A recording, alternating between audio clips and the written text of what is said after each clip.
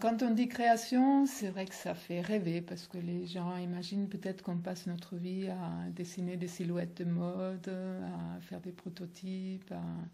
On en fait beaucoup, mais créer, c'est quoi? C'est partir d'une matière, ne pas oublier son propre style surtout, et regarder ce qui se passe autour de nous. Pour moi, c'est ces trois choses-là qui me guident.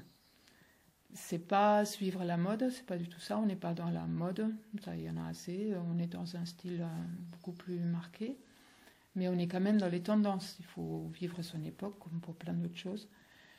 Donc oui, je pense que j'ai un esprit très observateur, ça, je pense que c'est indispensable pour créer, il faut regarder les gens, le monde,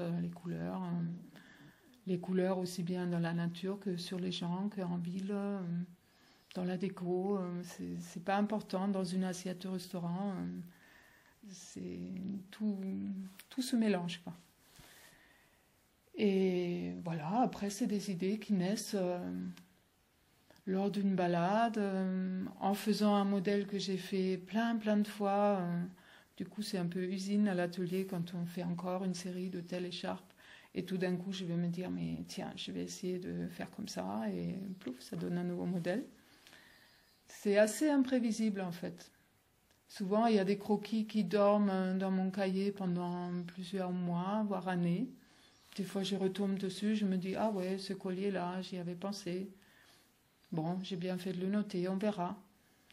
Et puis, un beau jour, je refeuillette mon cahier, je me dis, ah bah oui, oui, celui-là. Et là, c'est bon, ça sort. Le vêtement, c'est un peu plus technique quand même. L'accessoire, c'est ludique. Moi, je connais ma technique, on connaît nos matières qu'on utilise depuis longtemps. Ce plissé qui est assez magique, pas facile à utiliser, mais je le maîtrise maintenant. Du coup, c'est très ludique. C'est un peu comme la peinture, on met un peu de ci, un peu de ça. Donc, c'est ce côté-là qui me plaît dans l'accessoire. Le vêtement est beaucoup plus technique. J'aime beaucoup ce côté-là aussi. Le vêtement, bon, on trace le patron, il faut que la taille soit bonne, il faut que la coupe tombe bien sur différentes personnes. Enfin, moi, je suis toujours là-dedans. Quand je dessine une robe, je ne l'imagine pas uniquement sur une grande fille de 20 ans qui fait un 38. Je me dis, tiens, ça irait bien à un style de nana comme ci, comme ça. Et après, on est quand même surtout dans la technique. Comment réagit telle matière dans le tombé? On fait toujours un essai de lavage, on porte toujours. Je me fais toujours un petit proto que je mets au quotidien pour être sûr que l'emmanchure ne gêne pas, que le col tombe bien. Donc c'est une recherche beaucoup plus physique. Le but d'un vêtement, c'est que ce soit une deuxième peau, qu'on se sente bien dedans. On a envie d'être belle, bien sûr, il ne faut pas oublier. Il n'y a pas que le confort, mais j'aime bien combiner les deux quand même. Donc c'est la création, mais avec des contraintes beaucoup plus techniques.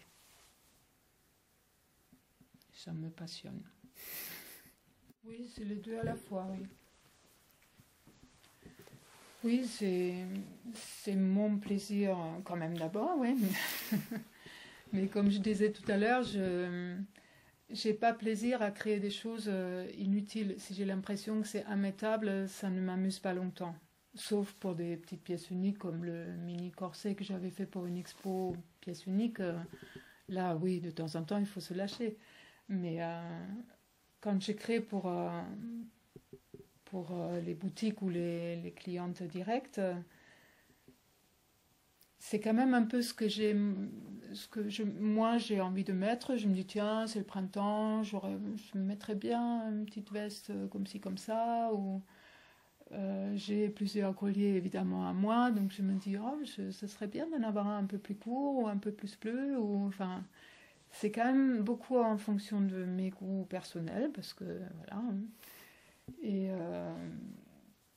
quand je crée, je suis un petit peu entre les deux pôles. Je suis dans mon atelier et je suis en même temps comme une nana qui fait les boutiques ou comme mes copines quand elles passent me voir et qu'elles disent «Ah, c'est super ça» ou «Ça, c'est bizarre».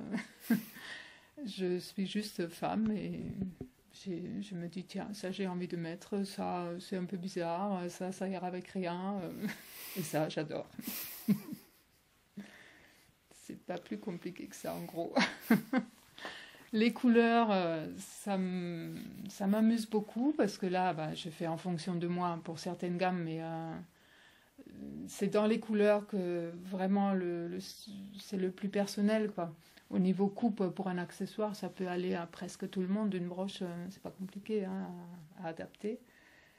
Et quand je fais mes gammes couleurs, là, je pense vraiment aux femmes. Je pense à celles que je vois dans la rue, je pense à mes copines, à mes clientes. Enfin, et ça, j'aime vraiment beaucoup. Ça peut être, on peut faire des gammes couleurs qui sont très jolies posées ici sur la table. Et puis je me dis non, ça va faire pâle quand même, ça va pas aller à beaucoup de monde, ça va aller que à un style comme ça. Donc, ou des fois quand on est forcément un peu inspiré par les couleurs qui sont tendance dans la déco, c'est quelque chose qu'on observe beaucoup par les gros salons aussi, Maison Objet, on est en plein dedans. Et puis ça m'intéresse tout ça. Donc ça peut être très joli au niveau mélange de couleurs, mais pas pour quelque chose qui est près du cou par exemple. Ça ne va pas être les mêmes couleurs pour quelque chose près du visage qu'une déco en bas d'une robe, ça n'a rien à voir. Il faut quand même que ce soit un peu flatteur. Donc ça, au niveau des couleurs, je pense beaucoup à comment ça va être porté. Comment ce sera sur les différentes clientes. Ouais. Donc je suis entre deux. Je fais des vêtements. Je suis au début là-dedans. Je me dis oui, ça va être pratique, ça va être joli, tout ça. Mais une fois que je valide entre guillemets un modèle, là on est uniquement dans la technique. Là on oublie comment ça va être porté et on est vraiment dans le patronage, dans les graduations de taille. C'est différent. Le vêtement et l'accessoire, c'est très différent à ce niveau-là.